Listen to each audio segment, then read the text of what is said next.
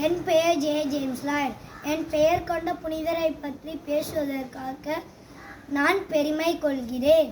நான் புதுருத்தம்லூர் பங்கு தாரானூர் கிராமம். நான் 5ஆம் வகுப்பு படிக்கிறேன். இவர் பெத்தாய்ஸ்தா ஊரை சார்ந்தவர்.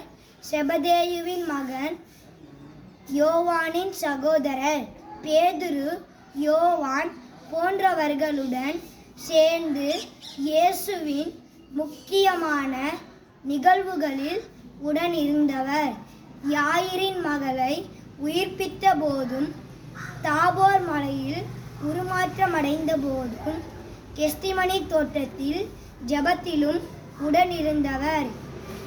ஏரோது அக்கிரிப்பா ஆட்சியில் வாளால் வெட்டி கொலை செய்யப்பட்டு திருத்தூதர்களில் முதல் மறைசாட்சி ஆனார். நன்றி.